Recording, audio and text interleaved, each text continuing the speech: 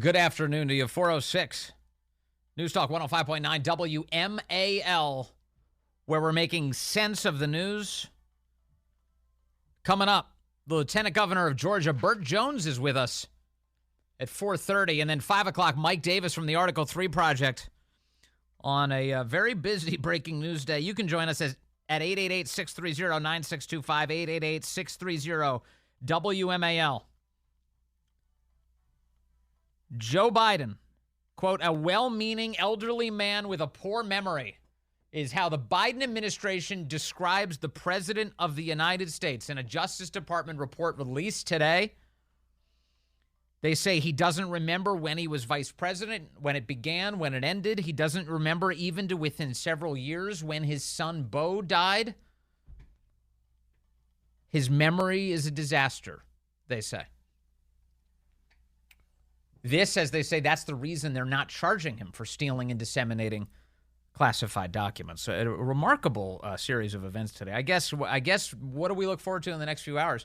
Well, I suppose the lefty nets are going to make a decision here, if they haven't already, to begin attacking Robert Hur and suggesting that he took liberties he should not have in this report. Oh, if they're not going to find him guilty here, if they're not going to pursue charges, then why are they besmirching him? Oh, the Trump-appointed Robert Hur is only trying to help Trump out. So get ready for that news cycle. That's coming. The White House is insisting that Joe Biden has a great mind. It's the best mind ever. There's never been a better mind.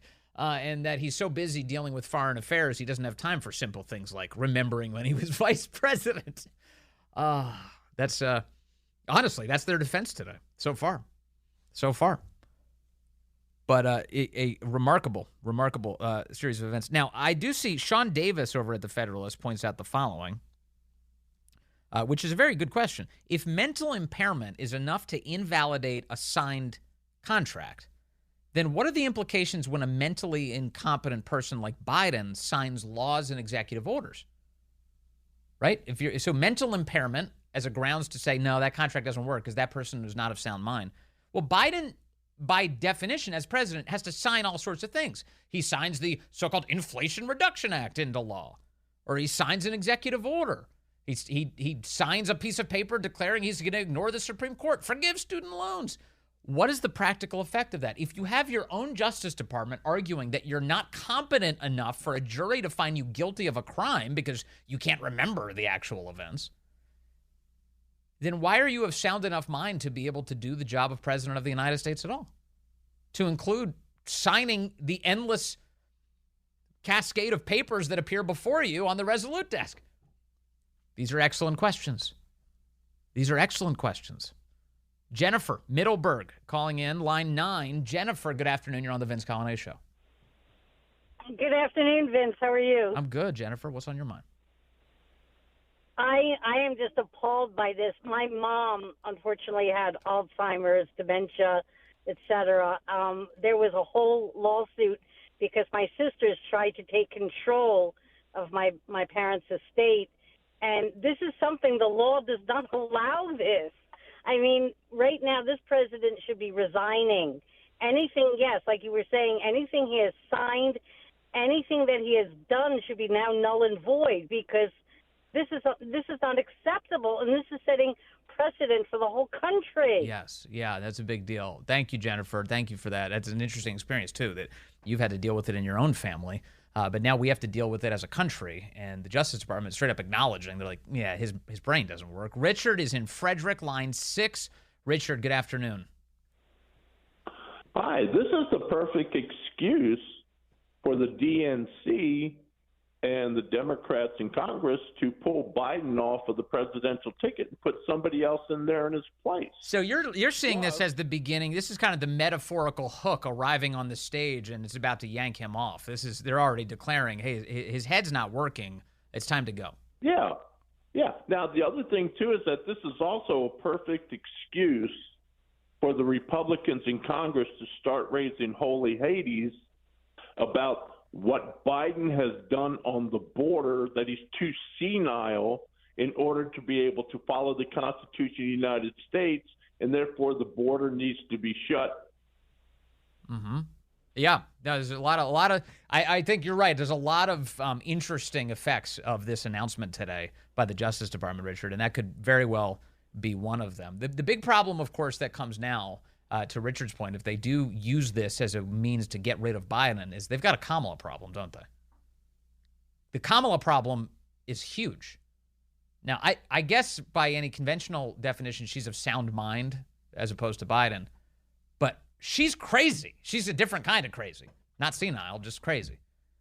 And her polling right now is a disaster. The only way Kamala wins an election is if you explicitly rig it. That's the only way. I mean, you really would have to banish Trump from every available ballot, all the way down to the Virgin Islands. You'd have to ban him completely in order for Kamala Harris to get across the finish line as the victor. The American people detest her. They don't think she's the right person. They're not impressed in any way by her. So that's the hand the Democrats have been dealt. As unpopular as Joe Biden is, New Low Joe, we've got a different situation with Kamala. She's even more unpopular. And replacing her is a big deal. Now, we've talked before about, what are the chances Michelle jumps in or Gavin Newsom? And, anything's possible with these Democrats. They're a by any means necessary party when it comes to power pursuits. But it does seem unlikely for either of those things. But who knows? Weirder things have happened. Sometimes the Justice Department announces that the President of the United States is senile. I don't know, like today. I mean, anything could happen, Anything could happen.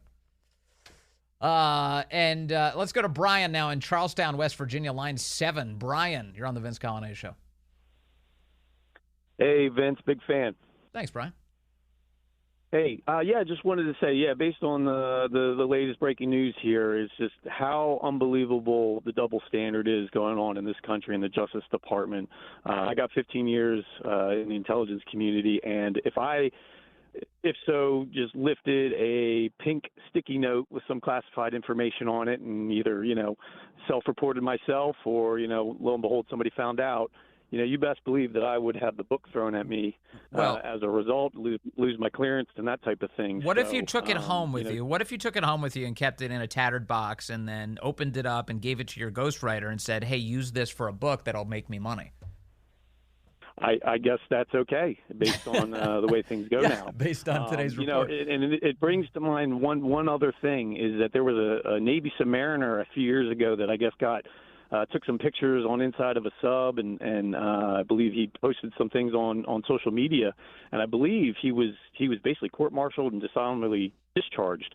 And so just a prime example of again double standard of when it comes to classified material like this, and the mishandling of it, there's repercussions. Yeah. And the Democrats are always saying, nobody's above the law. Well, here you go. Right. Yeah, that person's name, I just looked it up. It was Christian Saucier of Arlington, Vermont, who was sentenced to a year in prison for taking photos of classified areas inside of a nuclear attack submarine while it was in port in Connecticut. They admitted to taking the photos, and I guess they sent them to family. Yeah, they showed their family, and but that was enough for that person. 1 year in jail. He went to prison for 1 year for that. Not so if you are a very powerful politician, especially if you're a Democrat. That's not happening. Brian, thank you. That's right. Now, the other comparisons here is, remember, the 25th Amendment is the one where the cabinet, when people can decide, hey, wait a second, the president is not doing the job. He's incapable of doing the job, incapacitated, mentally shot. It's time for them to go. Now, the left constantly fantasized about 25th Amendmenting Trump. He's so out of control. Get rid of him. They, of course, wanted to, totally dispense with the will of the people to have put him there in the first place. But here you have Biden with a meaningful case. And where's the chatter about the 25th Amendment? Is he talking right now? He's actually speaking at this very moment. Let's listen. I was a kid, 29 years old. This is live. Special counsel acknowledged I cooperated completely. I did not throw up any roadblocks. I sought no delays. In fact, I was so determined to give special counsel what they needed, I went forward with a 5-hour in-person interview over the 2 days of October the 9th, 8th and 9th last year, even though Israel had just been attacked by Hamas on the 7th. I was in the middle of handling an international crisis, but I was especially pleased to see the special counsel make clear the stark differences between this case and Donald Trump.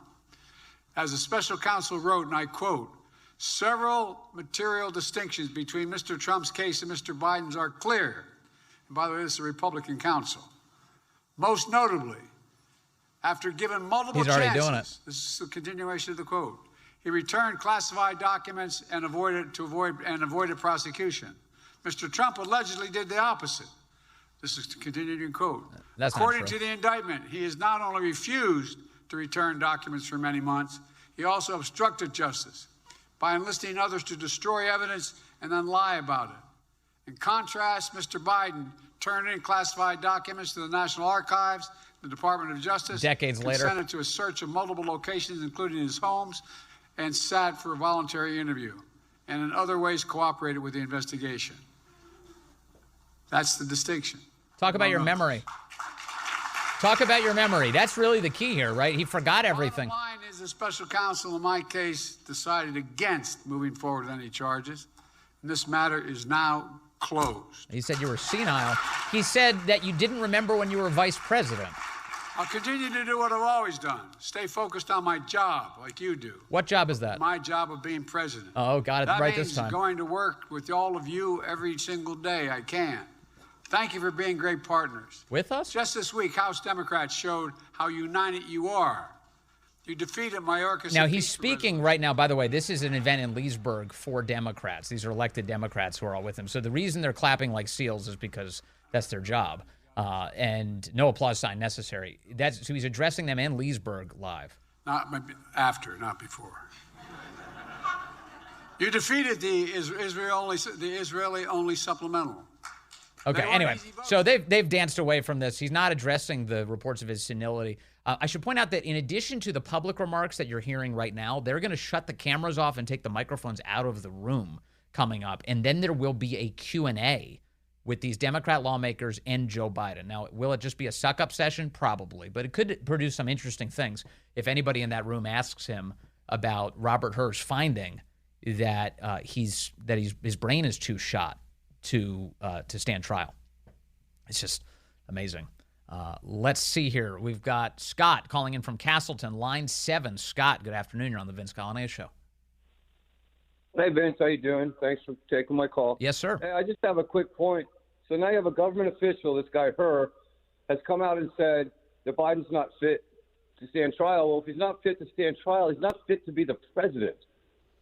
So I don't know what people are thinking here, but it's crazy. We're living in one of the single craziest and corrupt times that any Americans ever lived. I mean, it's like it is the craziest thing. I'm getting so many text messages right now. People are just flabbergasted. You got the Biden administration says Biden is too senile. What are we supposed to do with that? Then leave. If that's your assessment, it's time to go, isn't it, Scott? Absolutely. I mean, and it was said by one of their own people. Yeah, it's precisely. All right, Scott, thank you. I've got Teresa calling in from Falling Waters now, line 6. Teresa, good afternoon. You're on the Vince Coglianese Show.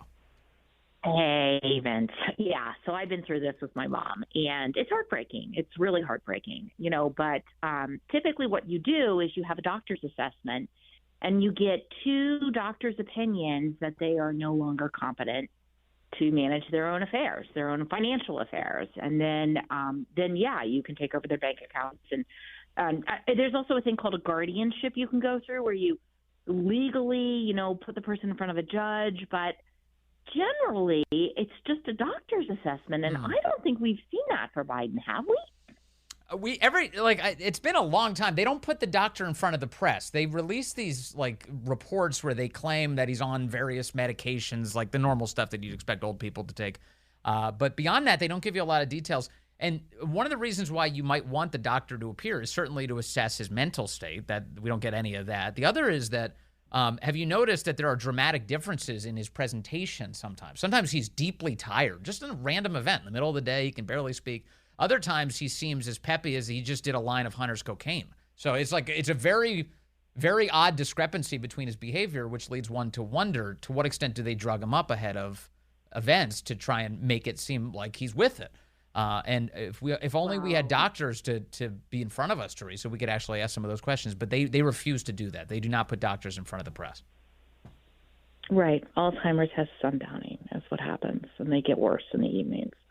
And I mean, the whole thing is very sad, but even a list of his medications. I mean, if he's taking Aricept or Memetin, those are anti-Alzheimer's. They've released some medications, but not one of those. I would remember that for sure. And there's no telling if there are other medications they're leaving off. But again, not exactly a transparent administration. Teresa, thank you. Interesting points, of course. All right. Okay, this gets even better. I mean, this report from Robert Hur, more information out now, that after the special counsel was appointed to look into Biden's theft and dissemination of classified information, Biden world began destroying evidence. Mr. Biden's ghostwriter destroyed evidence. After learning of the special counsel's appointment in this matter, Mr. Biden's ghostwriter deleted audio recordings he had created of his discussions with Mr. Biden during the writing of Biden's 2017 memoir. The recordings had significant evidentiary value. After telling the special counsel's office what he had done, the ghostwriter turned over his computer and external hard drive and then consented to their search. Based on the FBI's analysis, it appears the FBI did recover all of the deleted audio files relating to the memoir, though portions of a few of the files appear to be missing, which is possible when forensic tools are used to recover deleted files over and over. Nobody's being prosecuted. Nobody. It's like destroying evidence. They're like bleach bit. That, again, how many parallels can we draw between these Democrats? Hillary Clinton taking a ball-peen hammer to various devices to destroy them, to prevent the feds from ever getting access to what were supposed to be her publicly disclosed emails that she was keeping on her private email server. The most willful violation of the law you could possibly invent.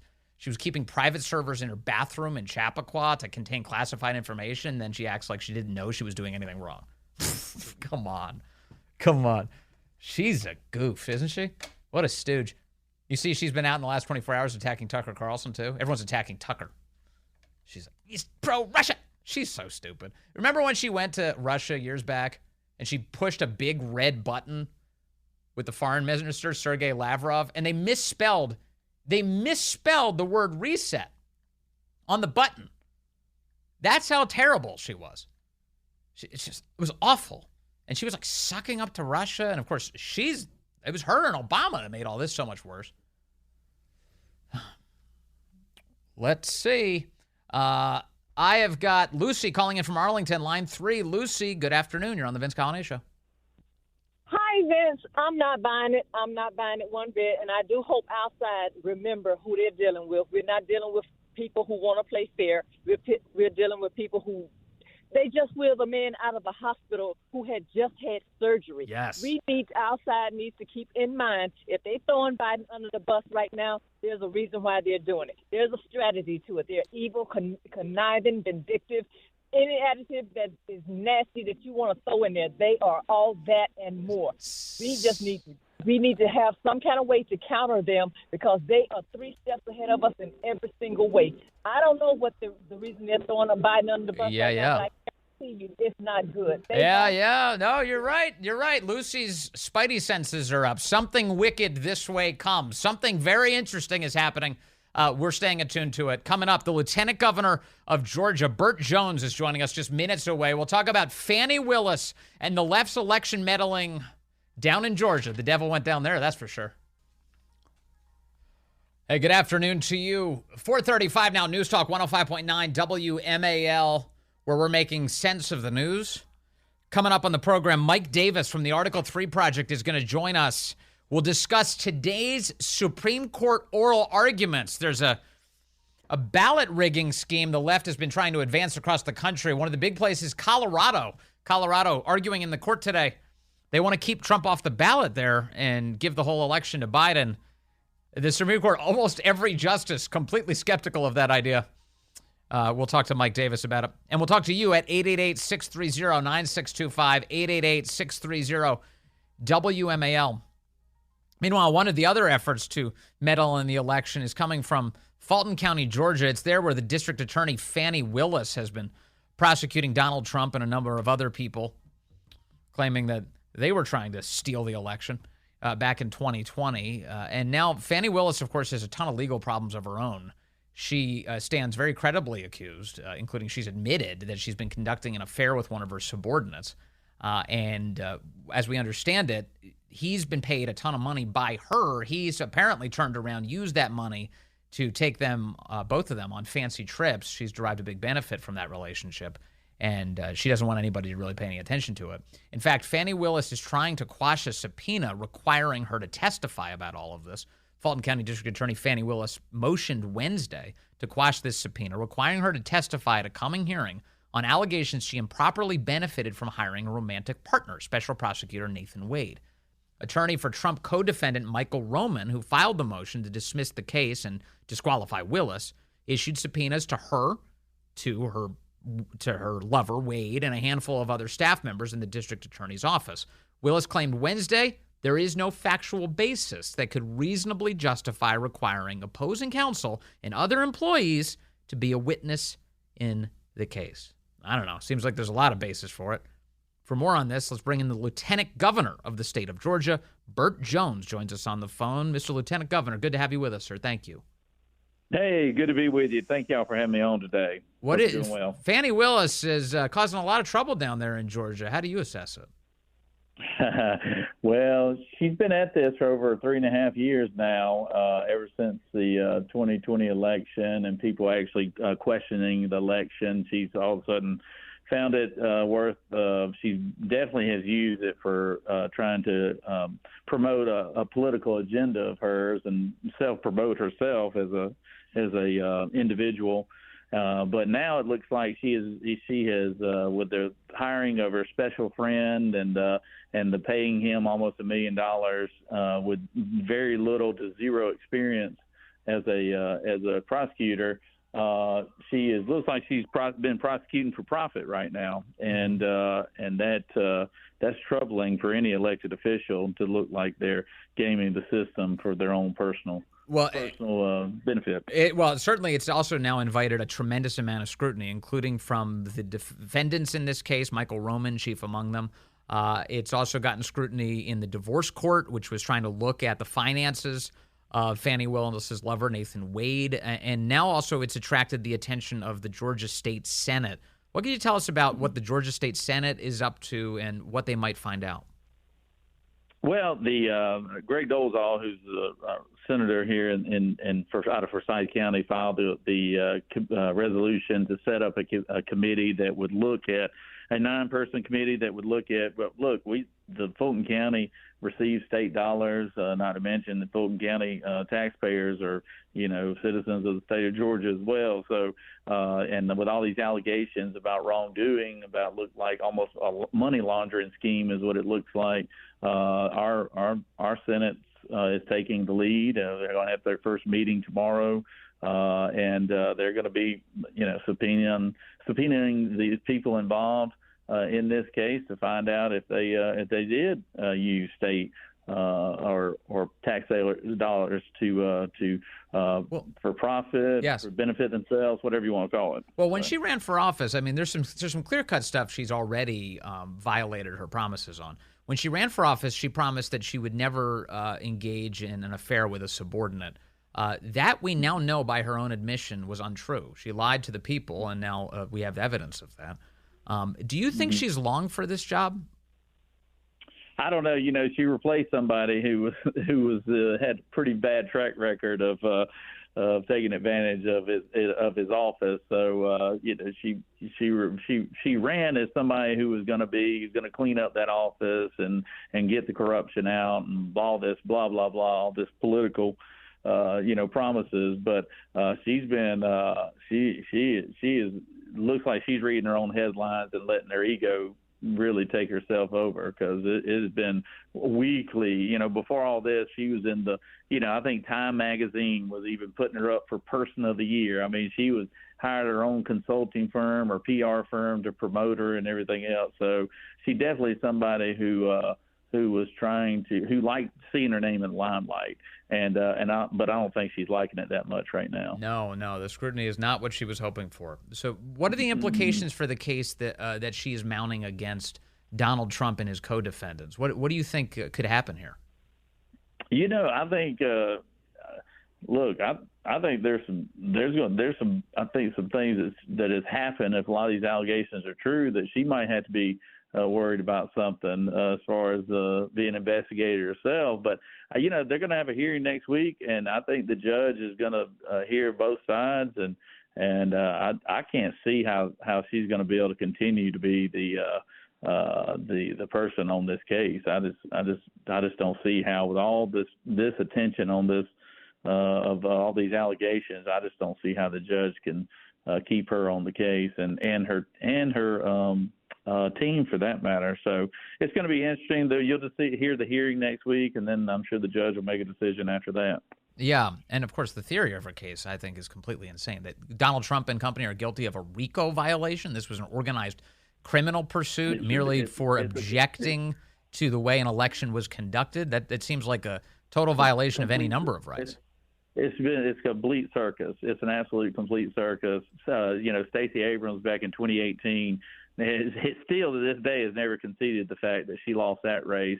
And she was the biggest election denier, quote unquote. She was on every news outlet. She used that to raise herself $100 million for her Fair Fight organization, and nobody seems to remember that anymore in Fulton County. It is ridiculous that, and it's un-American that you cannot question an election and not have to be fearful of whether or not you might be charged with a crime, and that's exactly what she's trying to do. Yeah, that's exactly right. Finally, because the state Senate is investigating, if I have your state correct, you are also the president of the Senate. Is that correct? That's correct. Uh-huh. Are you involved in any way, or could you be if you'd like to be, or are you only a tie-breaking vote? Well, how the committee is selected, it's called a committee on assignment, and I am on that committee. But the committee is made up of rank and file senators, and there's 5 of us totals, and I only weigh in if I need to, and there was no need for me to weigh in on this one. They were all kind of on board with it. So okay, but if you'd like to, could you optionally jump into the fray? Oh, I think right now I'm for them looking into how tax dollars, have been potentially misused. Yeah, that's all. We're always going to be for that, and how elected officials, conduct themselves and be held accountable if they are. So that portion of it, the essence of what they're doing, I don't object to at all. Right on. All right. Well, Lieutenant Governor Burt Jones down from the great state of Georgia, I really appreciate your time today. Thank you for giving us an update on an issue that's so important to the rest of the country, too. Thank you, sir. Sounds good. Appreciate it. Take care. Good to talk to you again, Lieutenant Governor Jones. Nice of him to join us today. It's like crazy. You've got that case going on down there. You've got Alvin Bragg up in Manhattan being a madman. You've got the Jack Smith case underway. He's pursuing Trump for classified documents fiasco, a huge document dispute with the Biden administration. But, of course, Joe Biden has no dispute with himself, so they just announced today that there will be no charges against Biden for having stolen and disseminated classified documents. And the cherry on top on all of that is that he's too senile to stand trial, which is why they're not bringing charges. Isn't that crazy? It's really happened. It really all happened today. Also happening today was the Supreme Court hearing on whether or not the left will be allowed to rig the ballots across the country to remove Donald Trump and make it so that Joe Biden can run essentially uncontested for president of the United States. The state of Colorado, among a number of states, declaring just on their own, just deciding that Donald Trump is an insurrectionist. Ipso facto, he is not eligible to be the next president of the United States. And that theory got tested today in the United States Supreme Court. Among the people who were skeptical of this, Elena Kagan. Now, Corey, tell me, if I play this audio right now, is it going to be Elena Kagan? Good. I tried earlier, and it wasn't. It was some weird guy telling me not to drink warm water before bed. Here's Elena Kagan, not the weird warm water guy. Most boldly, I think that the question that you have to confront is why a single state should decide who gets to be president of the United States. In other words, this question of whether a former president is disqualified for insurrection to be president again is, just say it. It sounds awfully national to me. So whatever. How is this your job? How is it your job to decide? Just arbitrarily. He's an insurrectionist, therefore he can't be president of the United States. There are to enforce it would suggest that they have to be federal, national means. Why does, if you weren't from Colorado and you were from Wisconsin or you were from Michigan, and it really, what the Michigan Secretary of State did is going to make the difference between, whether candidate A is elected or candidate B is elected. I mean, that seems quite extraordinary, doesn't it? No, Your Honor, because ultimately it's this court that's going to decide that question of federal constitutional eligibility and settle the issue for the nation. No. Yeah, I mean, obviously Colorado says he's an insurrectionist, but you're going to help us along, and we're going to ban Trump from ballots nationwide. You ready? Even Elena Kagan's like, no, I'm not ready. That sounds kind of crazy. It sounds crazy to Elena Kagan. Now, this is one of those things. This is a ballot rigging scheme that is so obvious and so obvious in how brazen it is that even you have lefties going, this might be a bad idea. I saw David Axelrod was saying that this week. Guys, this is going to look like we're against democracy by banning Trump from the ballot. Maybe we shouldn't do that. Justice Kavanaugh said, wait a second. What about the people? What about the idea that we should think about democracy, think about the right of the people to elect what a novel idea. Candidates of their choice, of letting the people decide, because your position has the effect of disenfranchising voters to a significant degree. And should that be something, does that come in when we think about should we read Section 3 this way or read it that way? What about the background principle? Have you contemplated for at least a moment what it means to disenfranchise voters? Degree of democracy. I'd like to make 3 points on that, Justice Kavanaugh. The first is that constitutional safeguards are for the purpose of safeguarding our democracy, not just for the next election cycle. They're protecting you from yourself. But for generations to come.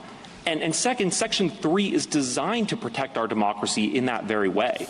The framers of Section 3 knew from painful experience that those who had violently broken their oaths to the Constitution couldn't be trusted to hold power again because they could dismantle our constitutional democracy from within. The words peacefully and patriotically make your voices heard do not make an appearance in this hearing.